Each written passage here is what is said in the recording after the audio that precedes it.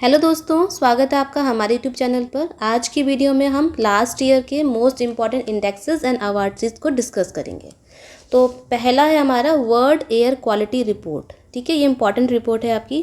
तो पहले तो हम ये देखेंगे इसको पब्लिश कौन करता है। इसको पब्लिश किया जाता है स्विस ऑर्गेनाइजेशन IQ एयर के द्वारा, और ये हर साल पब्लिश की जाती है। अब जो हमारा दिल्ली है, जो हमारी कैपिटल है, वो मोस्ट पॉल्यूटेड कैपिटल दोबारा से घोषित करी गई है। अब इसकी वजह से हमारी दिल्ली में बहुत ज़्यादा पॉल्यूशन है, तो उसकी वजह से हमारी जो लाइफ एक्सपेक्टेंसी है वो 5 साल तक घट गई है। अब यहाँ पर आगे चलते हैं। अब 5 मोस्ट पॉल्यूटेड कंट्रीज़ 2024 में, मतलब कि सबसे ज़्यादा प्रदूषित देश जो हैं, टॉप के 5 किसमें 2.5 PM 2.5 के अंदर। अब देखिए यहाँ पे 2 PM आपके होते हैं, एक होता है 2.5 को लेके, होता है 10 को लेके। तो यहाँ पे जो हम बात कर रहे हैं वो है हमारा PM 2.5 की। तो पहला देश है जो मोस्ट पॉल्यूटेड है वो चड है, उसके बाद बांग्लादेश आएगा, देन पाकिस्तान, फिर डेमोक्रेटिक रिपब्लिक कॉन्गो, और इंडिया है 5वें नंबर पर। तो आपसे ये क्वेश्चन भी बन सकता है। अब इंडिया में एक है हमारा बर्नी हाट। ठीक है, बर्नी हाट जो है इंडिया का मोस्ट पॉल्यूटेड मेट्रोपॉलिटन एरिया है। ठीक है, मोस्ट पॉल्यूटेड मेट्रोपॉलिटन एरिया। अगर आपसे क्वेश्चन पूछे कि जो दिल्ली है, तो दिल्ली जो है मोस्ट पॉल्यूटेड कैपिटल है पूरे वर्ल्ड की, लेकिन जो बर्नी हाट है वो है आपका मोस्ट पॉल्यूटेड मेट्रोपॉलिटन एरिया 2024 में PM 2.5 कंसंट्रेशन के अंदर। चलिए आगे चलते हैं। आगे है आपका वर्ल्ड हैप्पीनेस इंडेक्स। ठीक है, वर्ल्ड हैप्पीनेस इंडेक्स कहाँ का, 2025 का। अब ये सबसे इंपॉर्टेंट हमारी बात, ये क्वेश्चन बन के आ जाता है कि इसको पब्लिश कौन करता है। तो इसको पब्लिश करा जाता है United nation sustainable development solution network के द्वारा, मतलब कि UNSDSN के द्वारा। एक पहला क्वेश्चन हमारा बनता है। दूसरा आपका बनता है कि यहाँ पे सबसे हैप्पीएस्ट कंट्री, सबसे खुशहाल देश कौन सा है, तो वो है फिनलैंड। इसको याद कैसे करेंगे, इसको याद करिए आप फिनलैंड के से। ठीक है, फिनलैंड से फिनलैंड हो जाएगा। और सबसे अनहैप्पी, सबसे दुखी देश जो है वो है अफगानिस्तान। यहीं पर अगर हम बात करें तो इंडिया की रैंक हमसे पूछ ली जाती है, तो इंडिया की रैंक है 118। ठीक है, 118 हमारी रैंक आई है इंडिया की। सबसे खुशहाल देश फिनलैंड, दूसरे नंबर पर डेनमार्क, देन आइसलैंड, और फिर स्वीडन। ये आप जो है इन चारों को आप याद कर लिए, आपके एग्जाम में पूछ लिया जाता है कभी कभी। अब ये देखते हैं कि ये जो है भैया, इन्होंने वर्ल्ड हैप्पीनेस इंडेक्स रिपोर्ट तो निकाल दी, इंडेक्स निकाल दिया है, लेकिन ये कौन से की फैक्टर्स हैं, ऐसे कौन से फैक्टर्स हैं जिन पर ये आधारित होती है। तो उस देश को हम देखेंगे, उसको सोशल सपोर्ट कितना करता है, उस देश में इनकम कितनी है लोगों की, हेल्थ कैसी है, स्वास्थ्य कैसा है, उनको कितनी आज़ादी है, जेंडरसिटी कैसी है, और करप्शन प्रेजेंट है या फिर एब्सेंट है। तो इन 6 फैक्टर पर बेस होकर हैप्पीनेस इंडेक्स को निकाला जाता है। तो हमने क्या सीखा, सबसे पहले हमने सीखा कि ये जो रिपोर्ट है ये United nation sustainable development solution network के द्वारा निकाला जाता है, पब्लिश करी जाती है। और सबसे खुशहाल देश हमारा फिनलैंड, याद करने के लिए फनलैंड कर लीजिए। और सबसे दुखी अनहैप्पी देश है वो है अफगानिस्तान। इंडिया की रैंक है 118। चलिए नेक्स्ट पे चलते हैं। नेक्स्ट है हमारा करप्शन परसेप्शन इंडेक्स 2024 का, करप्शन परसेप्शन इंडेक्स। अब ये देखिए, दोबारा हम यहाँ पे देखेंगे इसको पब्लिश कौन करता है। तो एक NGO है, ट्रांसपेरेंसी इंटरनेशनल के द्वारा ये पब्लिश करी जाती है, और अभी से नहीं बल्कि 1995 से ये इंडेक्स जो है पब्लिश करा जा रहा है। ठीक है, इसमें स्केल जो दिया जाता, मतलब जो स्केल 0 से लेकर 100 तक होता है। अगर किसी देश को 0 नंबर आए हैं तो वो हाईली करप्ट होगा। ठीक है, और अगर उसको 100 नंबर आ गए हैं तो वो सबसे क्लीन देश होगा, वहाँ पे करप्शन होगा ही नहीं। तो इस स्केल को इस तरीके से पढ़ा जाता है करप्शन इंडेक्स में। अब टॉप कंट्रीज जो हैं, सबसे टॉप पर है डेनमार्क, मतलब डेनमार्क में सबसे कम करप्शन है।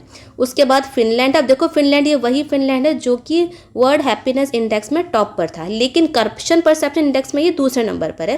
तो आपको ये देख के चलना है। ठीक है, उसके बाद है सिंगापुर। और सबसे मोस्ट करप्टेड कंट्रीज जो है वो है साउथ सूडान, सोमालिया, और एक मिनट,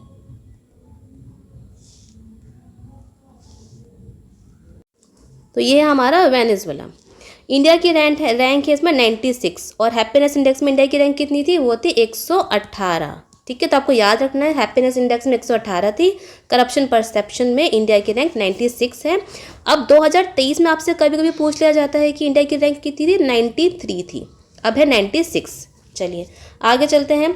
आगे हमारा डिजिटल ट्रांसफॉर्मेशन अवार्ड, ठीक है। अब ये जो अवार्ड है 2025 का है। तो सबसे पहली बात, ये अवार्ड किसके द्वारा दिया जाता है? तो ये दिया जाता है सेंट्रल बैंकिंग लंदन के द्वारा। अब यहाँ पर ये क्या करता है, ये जो अवार्ड जो है देने से पहले सेंट्रल बैंक्स हो, फाइनेंशियल इंस्टीट्यूशंस हो, उनमें देखा जाता है कि क्या कितना ये डिजिटल इनोवेशन कर रहे हैं, किस तरीके से अपनी टेक्नोलॉजी को लेकर ये काम कर रहे हैं। तो उस पे आधार पर हम सेंट्रल बैंक्स और फाइनेंशियल इंस्टीट्यूशंस को ये अवार्ड दिया जाता है। अब इसी अवार्ड को हमारा जो RBI है, रिजर्व बैंक ऑफ इंडिया है, उसको ये इस बार अवार्ड दिया गया है। तो अगर क्वेश्चन आता है कि डिजिटल ट्रांसफॉर्मेशन अवार्ड 2025 का किसको दिया गया है, तो इंडिया की रिजर्व बैंक ऑफ इंडिया को दिया गया है। किसके लिए दिया गया है? क्योंकि उसने सारथी और प्रवाह के नाम पर कुछ टेक्नोलॉजी के इनोवेशंस करे थे, बस इसी चीज़ को लेकर अवार्ड RBI को दिया गया है। नेक्स्ट पे चलते हैं। अब है United nation world water development report, ठीक है। ये कभी कभी आपसे क्वेश्चन में पूछ लिया जाता है, क्योंकि आजकल जो क्वेश्चन पेपर आ रहे हैं इसमें कुछ इसी टाइप के क्वेश्चन आपसे पूछ लिए जाते हैं। तो यह है United nation world water development report. इसको जारी करा जाता है यूनेस्को के द्वारा। अब सबसे इम्पॉर्टेंट बात है कि ये लॉन्च कब करी गई थी? 22 मार्च। अब 22 मार्च को क्या होता है? वर्ल्ड वाटर डे होता है। अब इसमें क्या बोला है कि ग्लेशियर जो है, जो हमारे ग्लेशियर है, वो बहुत सारे रीजन में 21वीं सेंचुरी तक सर्वाइव नहीं करेंगे, ख़त्म हो जाएंगे। इस रिपोर्ट में ये कहा गया है, ये दर्शाया गया है, बोला गया है, थ्रेट करा गया है कि यहाँ पर आप सही तरीके से अपने एनवायरनमेंट को लेके चलिए, वरना ग्लेशियर्स खत्म हो जाएंगे। और आपको पता है ग्लेशियर खत्म हो जाएंगे तो उससे क्या होगा? हमारा सी का लेवल बढ़ जाएगा, फिर उससे और भी परेशानियाँ आती हैं। आगे चलते हैं। फिर है नेक्स्ट हमारा नेशनल स्पोर्ट्स अवार्ड, ठीक है। नेशनल स्पोर्ट्स अवार्ड, ये देखो पहली बात तो ये है कि हमेशा हर साल दिया जाता है, ठीक है। किन को दिया जाता है? उन स्पोर्ट्स पर्सन को जो कि एक्सीलेंसी दिखाते हैं अपने स्पोर्ट्स में, अपने खेल में। कौन देता है? एनुअली देता है ministry of youth affair and sports. देखो ये तो कॉमन सेंस की बात है कि स्पोर्ट्स के अवार्ड है तो youth affair and sports ministry ही देगी। फिर है अब इसमें इंपॉर्टेंट क्वेश्चन हमारे लिए बनता है कि मेजर ध्यानचंद खेल रत्न अवार्ड, ये क्वेश्चन आ जाता है कि 2024 के, ऐसे 23 के, 24 के, ऐसे पूछ लिया जाता है। तो मेजर ध्यानचंद खेल रत्न अवार्ड 4 लोगों को मिला है। तो पहला है श्री गुकेश डी, फिर है श्री हरमनप्रीत सिंह, प्रवीण कौर और मनु भाकर। अब मनु भाकर को लेके बहुत सारी कंट्रोवर्सी भी हुई थी, आपको याद भी होगा। तो हमसे ये तो क्वेश्चन पूछ लिया जाएगा किस किस को मिला है, साथ में हमसे ये भी पूछ लिया जाएगा, मैच द फॉलोइंग करके आ जाएगा मनु भाकर किस से रिलेट करती हैं, कौन से खेल से उनका रिलेशन है। तो वो है शूटिंग, ठीक है, उनसे करती हैं। और जो श्री गुकेश हैं वो चेस खेलते हैं, हरमनप्रीत सिंह हॉकी खेलते हैं, और ये जो प्रवीण कौर जी हैं ये पैरा एथलीट के स्पोर्ट्स पर्सन है, खिलाड़ी हैं, और मनु भाकर शूटिंग है। तो ये इस टाइप के क्वेश्चन आपसे बन जाते हैं कि कौन कौन किस खेल से रिलेशन रखता है। तो ठीक है, आगे चलते हैं। आगे है logistic ease across different states, ये है लीड्स। अब ये इंपॉर्टेंट हमारे लिए हो जाता है क्योंकि लीड्स की ही आपको क्वेश्चन दे दिया जाएगा, फिर लीड्स की आपसे उसकी वो पूछ ली जाएगी कि इसका पूरी फुल फॉर्म क्या है। तो लीड्स में क्या आएगा? Logistic ease across different states, ये है। 2018 में ये लॉन्च हुआ है। और कौन उसको पब्लिश करता है? तो वो है ministry of commerce and industry. चलिए आगे चलते हैं। आगे है हमारा Indira Gandhi peace prize. Indira Gandhi peace prize सबसे पहले तो हम देखेंगे ये कब से स्टार्ट हुए थे। तो ये हुए थे 1986 में इसको एस्टेब्लिश करा गया था। और ये जो इंदिरा गांधी पीस प्राइज़ हैं वो पीस, डिसआर्मामेंट और डेवलपमेंट के लिए दिए जाते हैं। और कौन देता है? वो है इंदिरा गांधी मेमोरियल ट्रस्ट के द्वारा ये दिया जाता है। अब इस बार जो है ये मिला है फॉर्मर चिली के जो प्रेसिडेंट हैं उनको, माइकल बैचलेट को मिला है। ठीक है, वुमेन है, एक महिला है, किसकी? प्रेसिडेंट है, फॉर्मर है, अभी प्रेजेंट की नहीं है, पहले थी ये चिली के प्रेसिडेंट, उनको ये इंदिरा गांधी पीस प्राइज़ मिला है। अगर ये देखिए उससे पहले हमसे पूछ लिया जाएगा, कभी ये पूछ लेते हैं 21 में किसको मिला था? तो प्रथम एनजीओ को मिला था, 2022 में आईएमए और ट्रेंड एसोसिएशन ऑफ इंडिया को मिला था, 2023 में डैनियल बैरखोम और अली अबू को ये मिला था। आगे चलते हैं। फिर है हमारा champions of the earth award. Champions of the earth award की बात कर रहे हैं। तो ये जो अवार्ड है champions of the earth award UNEP के द्वारा दिया जाता है, यूनाइटेड नेशन एनवायरनमेंट प्रोग्राम के द्वारा ये दिया जाता है। 2005 में ये स्टार्ट हुए थे और यूनाइटेड नेशन का सबसे हाईएस्ट हाईएस्ट एनवायरमेंटल अवार्ड है। 2024 की बात करें तो ये माधव गडगिल जी को दिया गया था। और आपको पता होगा अभी फ़िलहाल न्यूज़ में आ रहा है कि ये इनकी डेथ हो चुकी है। तो इससे रिलेटेड आपसे क्वेश्चन 100% पूछा जा सकता है कि 2024 में champions of the earth award किसको मिला था, तो माधव गडगिल जी को मिला था। अगर आप बात करें 2025 की बात करें तो ये सुप्रिया साहू को ये मिला है। 24 में माधव गडगिल को, 25 में सुप्रिया साहू को मिला था। और जो हमारे प्राइम मिनिस्टर मोदी जी हैं इनको भी अवार्ड दिया जा चुका है 2018 में, किस लिए, इंटरनेशनल सोलर अलायंस। और उन्होंने प्लेज ली थी कि हम लोग सिंगल यूज़ प्लास्टिक को ख़त्म कर देंगे। इन दो पॉइंट्स के ऊपर 18 में मोदी जी को मिला था, 24 में माधव गडगिल जी को मिला है और 25 में मिला है सुप्रिया साहू को। आगे चलते हैं। आगे है United nation world economic situation and prospects 2025।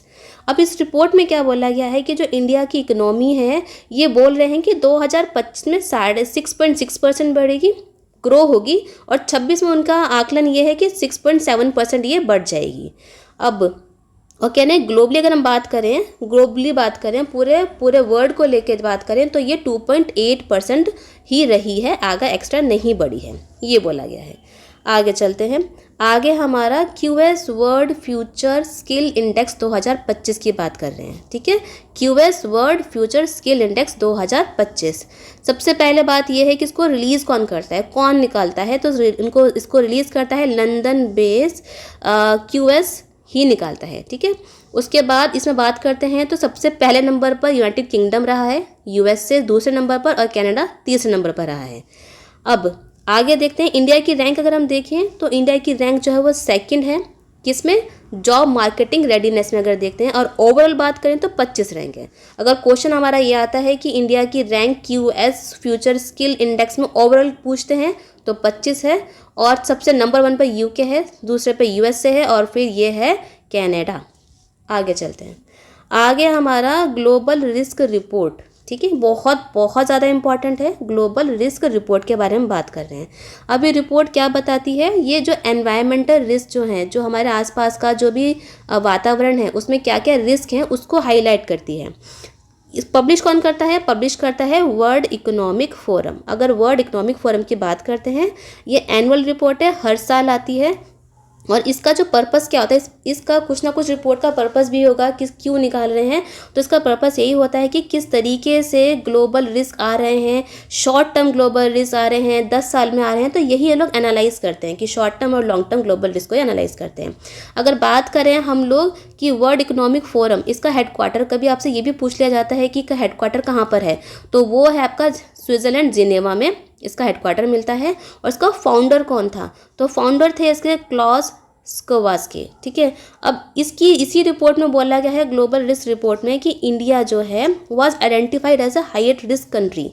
क्या है, हाईएस्ट रिस्क कंट्री आइडेंटिफाई करा है, क्योंकि यहाँ पर इंडिया में बहुत ही जल्दी मिस इन्फॉर्मेशन, डिसइन्फॉर्मेशन को मान लिया जाता है और स्प्रेड होती है। तो इसी को बेस को लेकर यहाँ पे इंडिया को हाईली रिस्क कंट्री बोला गया है ग्लोबल रिस्क रिपोर्ट में। और देख लेते हैं जो वर्ल्ड इकोनॉमिक फोरम की अगर हम बात करें तो ये केवल ग्लोबल रिस्क रिपोर्ट ही नहीं निकालती, बल्कि बहुत इंपॉर्टेंट दूसरी रिपोर्ट्स भी निकालती है। जैसे कि ये को पहली हमारी होगी ग्लोबल रिस्क रिपोर्ट है, दूसरा है फ्यूचर ऑफ जॉब रिपोर्ट। ये क्यों होती है, ये जो रिपोर्ट निकाली जाती है ये कि स्किल डिमांड कितना है, कितनी जॉब क्रिएशन होगी, उसी को लेकर निकाली जाती है। फिर हमारा ग्लोबल जेंडर गैप रिपोर्ट है, एनर्जी ट्रांजिशन इंडेक्स है, ग्लोबल कॉम्पिटिटिव इंडेक्स है, ट्रैवल एंड टूरिज्म डेवलपमेंट है, ठीक है, ह्यूमन कैपिटल रिपोर्ट है। ये सारी की जितनी भी रिपोर्ट्स हैं ये वर्ल्ड इकोनॉमिक फोरम ही निकालती है। और ये बार बार हमारे एग्जाम में, हज़ारों एग्जाम में पूछा जा चुका है, तो इम्पॉर्टेंट है, आप इसको अच्छे से याद कर लीजिए, बार बार पूछते हैं। अब ग्लोबल जेंडर गैप की अगर हम बात करें तो ये भी रिपोर्ट कौन निकाल रहा है, वर्ल्ड इकोनॉमिक फोरम निकाल रहा है। 2024 में अगर बात करते हैं तो इस रिपोर्ट में आइसलैंड ने टॉप करा है, उसके बाद फिनलैंड है और फिर है नॉर्वे। इंडिया की रैंक है 129। आगे चलते हैं। आगे है साहित्य अकादमी अवार्ड 2024 के बारे में बात कर रहे हैं। अब ये तो देखिए, जो साहित्य अकादमी अवार्ड है ये भी एनुअली मिलते हैं, हर साल मिलते हैं। अब ये जो है ये 24 लैंग्वेज में दिए जाते हैं, ठीक है। 22 हमारी शेड्यूल लैंग्वेज होती हैं और एक इंग्लिश और एक राजस्थानी। तो याद करना है 24 लैंग्वेज में दिए जाते हैं, 22 schedule language, English plus Rajasthani. और ये इंस्टीट्यूट कब हुए थे? 1954 से ये चलते आ रहे हैं, दिए जा रहे हैं। अगर हम बात करें हिंदी में किसको मिला है? पोएट हैं गगन गिल को मिला है। और इंग्लिश में किसको मिला है? एक राइटर है ईस्टर्न कायर को मिला है। आगे चलते हैं। अगर हम बात करते हैं Indian state of forest report 2023 की, देखिए इसका नाम है 2023 लेकिन रिलीज़ हुई थी दिसंबर 2024 में। ठीक है, ये हर दो साल में ये रिपोर्ट आती है, बाइनियल है, 2 साल में एक बार आती है। और कौन रिपोर्ट रिलीज़ करता है? वो करता है forest survey of India, FSI। किसके द्वारा करी जाती है? Ministry of environment, forest and climate change. अब ये फॉरेस्ट रिपोर्ट है तो बेस ऑब्वियस बात है कि ministry of environment, forest and climate change ही करेगी। अब इसमें क्या बोला गया है कि हमारे इंडिया में टोटल फॉरेस्ट और ट्री कवर दोनों को मिला के, जहाँ जंगल है और जहाँ पेड़ हैं, उन दोनों को मिला के 25.17% इंडिया का जितना भी एरिया है, इतने एरिया में फॉरेस्ट प्लस ट्री कवर हैं। अगर हम बात करते हैं कि फॉरेस्ट और ट्री कवर कौन कौन से हमारे जो राज्य हैं, स्टेट्स हैं, कहाँ पर बड़े हैं, तो छत्तीसगढ़ में बड़े हैं, यूपी में बड़े हैं और उड़ीसा में बड़े हैं। कहाँ पर घटे हैं, कम हुए हैं, तो MP में कम हुए हैं, कर्नाटका में और फिर लद्दाख में। अगर हम बात करते हैं लार्जेस्ट फॉरेस्ट कवर जो है एरिया वाइज, ठीक है, मतलब क्षेत्र के अनुसार अगर हम बात करें तो एरिया वाइज की बात कर रहे हैं, तो सबसे ज़्यादा फॉरेस्ट कहाँ मिलते हैं? मध्य प्रदेश में मिलते हैं, उसके बाद अरुणाचल प्रदेश में मिलते हैं और फिर छत्तीसगढ़ में मिलते हैं। अगर हम बात करें परसेंटेज वाइज, प्रतिशत वाइज अगर देखें तो लक्षद्वीप में सबसे ज़्यादा फॉरेस्ट है, फिर मिज़ोरम में है और फिर अंडमान निकोबार में। अगर आगे चल के हम बात करते हैं यहाँ पर कि largest increase in forest cover, कौन कौन से ऐसे राज्य हैं जहाँ पर कि फॉरेस्ट कवर इंक्रीज हुआ है, तो वो हुआ है आपका मिज़ोरम में, गुजरात में और फिर उड़ीसा में। आगे मैनग्रोव कवर की बात करते हैं तो अरुणाचल प्रदेश में बड़ा है, महाराष्ट्र में बड़ा है, लेकिन गुजरात में ये घटा हुआ दिखता है, ये बताया गया है। तो यहाँ पे अगर हम शॉर्ट में देखें तो India state of forest report 2023 की हमें ये बताती है कि पूरा, देखो ये क्वेश्चन आपसे पूछा जाता है कि पूरा इंडिया में फॉरेस्ट प्लस ट्री कवर, ये दोनों आपको प्लस करके दे दिया जाएगा, तो 25.17% इंडिया का एरिया का, इतने एरिया में हमारे फॉरेस्ट भी लगे हुए हैं और साथ में हमारे ट्री भी लगे हैं, इतने पूरे एरिया में। चलें आगे चलते हैं। आगे है energy transition index 2024। Energy transition index 2024 की बात करी गई है। तो यहाँ पे इंडिया की रैंक है 63, ठीक है। अब 2025 की नई रैंक भी आ गई है, तो यहाँ पर इंडिया की रैंक अब 71 हो गई है, ठीक है। तो पहले 2024 में 63 रैंक थी, अब है 71। टॉप 2024 और 25 दोनों में स्वीडन ने ही करा है, और इसको पब्लिश कौन करती है? तो वर्ल्ड इकोनॉमिक फोरम इसको पब्लिश करती है। अब ये देखिए, हमने पहले साहित्य अकादमी पुरस्कार देखे थे, अब यहाँ पे साहित्य अकादमी युवा और बाल पुरस्कार, युवा के अलग हैं, ठीक है, और बाल पुरस्कार। तो पहले हम देखते हैं युवा पुरस्कार की बात करते हैं। तो पहली बात तो ये है कि जो युवा पुरस्कार हैं 2011 में ये स्टार्ट हुए हैं देना, पहले से नहीं थे। और जो नॉर्मल वाले साहित्य अकादमी पुरस्कार हैं वो 1954 से स्टार्ट थे यहाँ पे। अब यहाँ पे युवा पुरस्कार में अब इसके लिए कुछ एलिजिबिलिटी भी होनी चाहिए। ये बोला है कि 35 साल या 35 साल से कम के 35 साल से कम के जो भी सिटीजन्स हैं उनको युवा पुरस्कार दिया जा सकता है, ठीक है। वो इंडियन नेशनल होने चाहिए, मतलब कि वो इंडिया के होने चाहिए, इंडियंस होने चाहिए, और 24 लैंग्वेज में दिया जाता है। और वो जो वर्क है जो भी वो लिखेंगे, चाहे वो पोएट्री लिखें, नोवेल लिखें, कुछ भी लिखें, वो वर्क ओरिजिनल होना चाहिए, किसी की कॉपी नहीं होना चाहिए। ये इनकी थोड़ी शर्तें हैं। इंग्लिश में देखें तो इंग्लिश में ये जो युवा पुरस्कार मिला है, ये मिला है अद्वितीय कोठारी को। किसके लिए मिला है? उनका एक नोवेल है, उसका नाम है Siddharth the boy who become Buddha, ठीक है, the boy who become Buddha. Hindi में मिला है पार्वती टिकरे को। किसके लिए? फिर उगना, उनकी एक पोयम है फिर उगना के लिए मिला है। उसका उर्दू में मिला है नेहा रुबाब को, मजहरुल हक के लिए, ये भी एक नोवेल है। आगे चलते हैं। आगे आपका बाल साहित्य पुरस्कार 2010 से स्टार्ट है, और युवा पुरस्कार जो था वो 2011 से स्टार्ट था, ठीक है। इसके अंदर 9 से लेकर 16 साल तक के जो बच्चे हैं उनको अवार्ड दिया जाता है। ये भी 24 लैंग्वेज में ही दिया जाता है। इंग्लिश में अगर हम देखें तो नितिन कुशलप्पा को ये अवार्ड दिया गया है, और किस लिए दिया गया है? उसके दक्षिण south India myths and fable retold के लिए। हिंदी में सुशील शुक्ला को मिला है 1/12 के लिए, 1/12 के लिए मिला है। और मैथिली में मिला है मुन्नी कामत को चुक्का के लिए। उर्दू में मिला है गजनफर इकबाल को मिला है कौमी सितारे के लिए। आगे चलते हैं। आगे है हमारा state of global air SoGA report, ये रिपोर्ट है। ठीक है, अब पहली बात तो ये है कि जो पे सोगा है, ये जो रिपोर्ट है वो क्या बताता है, इसने ये बताया है कि ग्लोबली अगर हम बात करें पूरे वैश्विक आधार पर बात कर रहे हैं तो 2021 में एयर पोल्यूशन से, ठीक है, जो हमारा पोल्यूशन है एयर पोल्यूशन से, ये 8.1 मिलियन डेथ हो चुकी हैं। अब सोचिए आप कि एयर पोल्यूशन से पूरा ग्लोबली बात करें तो 8.1 मिलियन डेथ हो चुकी है। सोचो कि कितना ज़्यादा खतरनाक है ये एयर पोल्यूशन। अब इसी में ये बोला गया है कि जो वर्ल्ड के 99% जो हमारी पॉपुलेशन है, जनसंख्या है, वो ऐसे जगहों पे रह रही है जो कि उनके लिए रहना हानिकारक है, अनहेल्दी है, क्योंकि वहाँ पर PM 2.5 का जो पोल्यूशन है वो बहुत ज़्यादा है। इंडिया और चाइना को देखें, दोनों को देखते हैं तो ये 54% जो भी हमारा पूरे वर्ल्ड में डिसीज़ का जो बर्डन है, जो बीमारियां हैं, वो 54% इंडिया और चाइना ही ये बर्डन ढो रहे हैं एयर पोल्यूशन के कारण होने वाली बीमारियों का।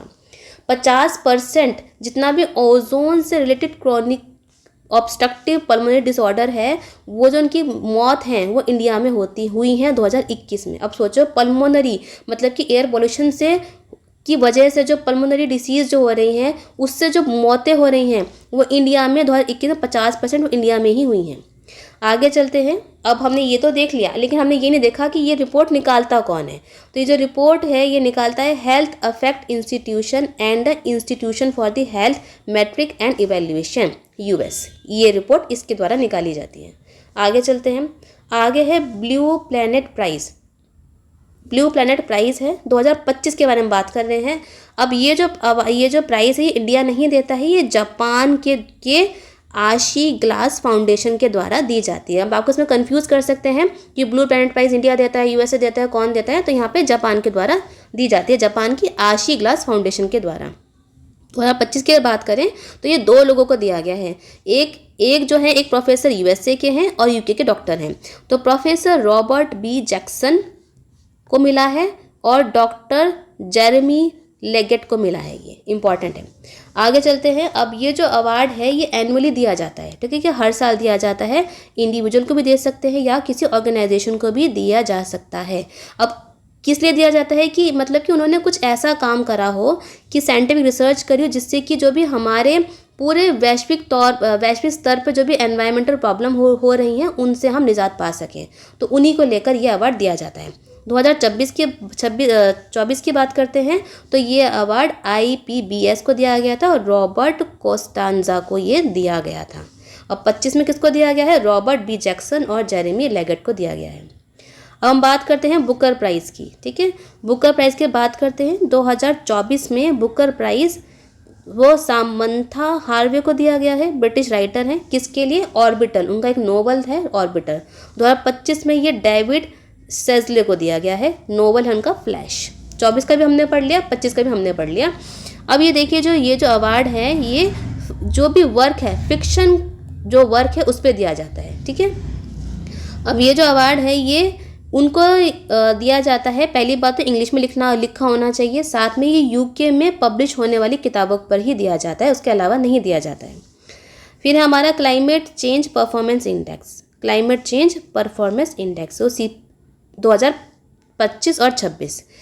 अब इसको पब्लिश कौन करता है? वो करता है जर्मन वॉच करता है। साथ में जर्मन वॉच के साथ new climate institute, climate action network international, ये 3 लोग मिलकर इस इंडेक्स को पब्लिश करते हैं। 2005 से करते हुए आ रहे हैं। कवर कितना करता है? कवर कर 63 कंट्रीज़ प्लस EU कवर किया जाता है।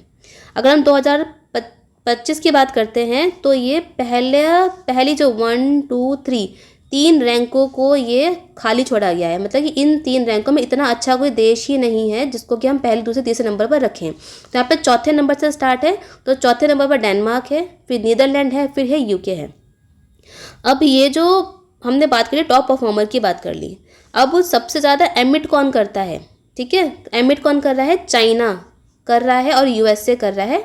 उसके बाद इंडिया की पोजीशन अगर हम देखें तो इंडिया की पोजीशन है 10वीं पोजीशन थी 2024 की। अभी तक जो मैंने बातें करी हैं ये 2024 में बात करी है।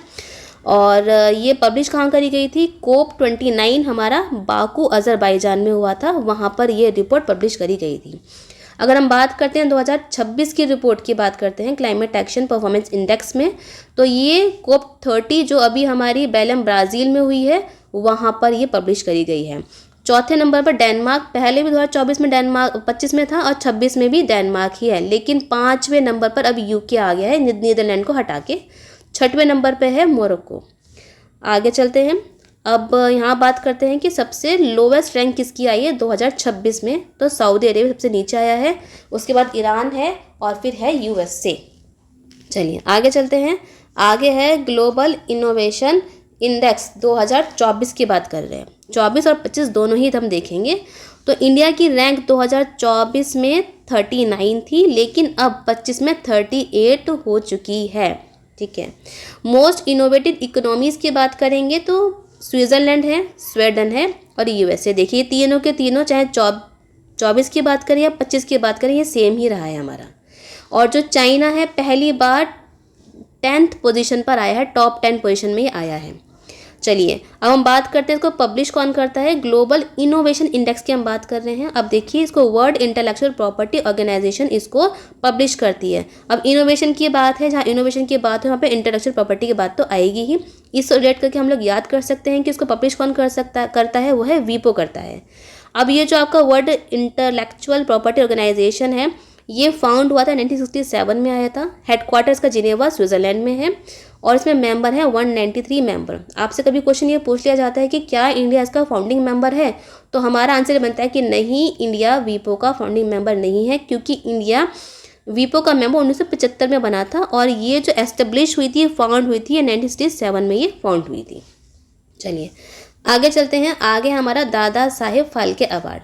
अब देखिए दादा साहेब फाल्के अवार्ड जो है 2024 के हम लोग बारे में बात कर रहे हैं। पहले 24 के बारे में बात करेंगे, फिर हम 25 के बारे में बात करेंगे, क्योंकि एग्जाम में आपसे 24 और 25 दोनों के ही क्वेश्चन पूछे जा सकते हैं। तो ये है 54वां दादा साहेब फाल्के अवार्ड 2024। ये मिला था मिथुन चक्रवर्ती जी को, जो एक्टर हैं। अब ये आपसे कभी ये पूछ लेते हैं 70th नेशनल फिल्म अवार्ड है या 71वां नेशनल फिल्म अवार्ड, तो 70वें फिल्म अवार्ड में ये मिला था। फिर हमारा Dada Saheb Phalke film festival award. ठीक है, ये तो दादा साहेब फाल्के अवार्ड था, लेकिन यहाँ पे हम Dada Saheb Phalke film festival award के बारे में बात कर रहे हैं 2024 में। तो बेस्ट एक्टर यहाँ पे शाहरुख खान रहे थे अपनी जवान मूवी के लिए। ठीक है, उसके बाद आएगा हमारा क्रिटिक्स बेस्ट एक्ट्रेस। ठीक है, ये करीना कपूर खान थी और critics best actor Vicky Kaushal थे। किसके लिए? साम बहादुर के लिए। जो करीना कपूर को मिला था वो था जाने जान के लिए। अब एक बेस्ट फिल्म जो थी, क्रिटिक्स बेस्ट फिल्म, वो थी बारबी फेल, लेकिन बेस्ट फिल्म जो थी वो थी जवान। अब है बेस्ट, देखो बेस्ट एक्टर जो थे शाहरुख खान थे, यहीं पर जो बेस्ट एक्ट्रेस हैं वो मिले था रानी मुखर्जी जी को मिसेस चटर्जी वर्सेस नॉर्वे के लिए। Best actor in comic role की हम बात करें तो सान्या मल्होत्रा को कटहल फिल्म के लिए मिला था। और जो वेब सीरीज़ की बात करें तो बेस्ट वेब सीरीज़ थी आपकी रेलवे मैन। अब यहीं पर आपकी इंटरनेशनल फीचर फिल्म भी होती है, उसमें बेस्ट इंटरनेशनल फीचर फिल्म थी ओपन हैमर। ठीक है, ये क्वेश्चन बहुत इंपॉर्टेंट है, आपसे पूछ लिया जाता है, बेस्ट एक्टर एक्ट्रेस और ये best international film feature film open hammer. ये हमने बात करी है 2024 की। अब हम बात करेंगे 2025 की। तो 2025 में 55वां दादा साहेब फाल्के अवार्ड मिला है मलयालम एक्टर मोहन लाल को। ठीक है, 71वें नेशनल फिल्म अवार्ड में। अब यहीं पर हम बात करते हैं Dada Saheb Phalke international film festival की बात करते हैं तो बेस्ट फिल्म है स्त्री 2 को मिला है। बेस्ट एक्टर है कार्तिक आर्यन चंदू चैंपियन के लिए और बेस्ट एक्ट्रेस आई हैं कीर्ति सेनन तेरी बातों में ऐसा उलझा जिया, इस मूवी के लिए मिला है। और बेस्ट डायरेक्टर आए हैं कबीर खान चंदू चैंपियन के। अब देखिए चंदू चैंपियन मूवी के लिए बेस्ट एक्टर भी मिला है और बेस्ट डायरेक्टर भी मिला है, तो ये हमारे लिए इंपॉर्टेंट क्वेश्चन हो जाता है। ये अगर हम बात करें क्रिटिक्स बेस्ट फिल्म की बात करें तो लापता लेडीज़ है और क्रिटिक्स बेस्ट एक्टर की बात करें तो विक्रांत मैसी सेक्शन 36 के लिए इनको ये मिला है, सेक्टर 36। उसके बाद है क्रिटिक्स बेस्ट एक्ट्रेस की बात करें तो नितांशी गोयल लापता लेडीज़। अब देखियो लापता लेडीज़ जो है इसमें क्रिटिक्स बेस्ट फिल्म के लिए भी मिला है और बेस्ट एक्टर के भी मिला है, तो लापता लेडीज़ 2 अवार्ड ले गया है। ठीक है, नितांशी गोयल बेस्ट एक्ट्रेस और बेस्ट फिल्म लापता लेडीज़। और फिल्म ऑफ द ईयर की हम बात करते हैं, फिल्म ऑफ द ईयर वो मिला है काल्की 2899 AD को। ठीक है, और best international film feature award तो इमिलिया परेज को मिला है, और बेस्ट सीरीज किसको मिला है, वो मिला है हीरा मंडी को। इम्पॉर्टेंट है, चुनिंदा हम लोगों ने इसमें सेलेक्ट करे हैं बेस्ट एक्टर, जो कि हमारे एग्जाम में पूछे जाते हैं, चुनिंदा पॉइंट्स को हमने सेलेक्ट करा है। आगे चलते हैं, आगे हमारा लास्ट है, ये लास्ट आपका करंट अफेयर है, ये पार्ट 1 है, पार्ट 2 आपको जल्दी ही मिल जाएगा। तो यहाँ पर है वर्ल्ड इन्वेस्टमेंट रिपोर्ट 2025 की, ये डेवलप करी गई है United nation conference on trade and development UNCTAD। World investment की बात हो रही है। इंडिया की रैंक बात करें तो इंडिया की जो रैंक है FDI, इंडिया में FDI इनफ्लो कितना होता है उसके अकॉर्डिंग इंडिया की रैंक 15th है, 15वीं है। ठीक है, इंडिया में 2024 में कितना FDI आया है, तो वो है $27.6 बिलियन इंडिया में FDI आया है। और फर्स्ट लार्जेस्ट FDI रेसिपेंट कौन है पूरे वर्ल्ड में, तो US से है, और जो सेकंड लार्जेस्ट FDI रेसिपेंट है वो ब्राज़ील है, उससे पहले हमारा चाइना था। चलिए आज की वीडियो यहीं पे ख़त्म करते हैं। वीडियो को लाइक करिए, शेयर करिए और सब्सक्राइब जरूर करिए चैनल को। तो मिलते हैं नेक्स्ट वीडियो में। Happy learning.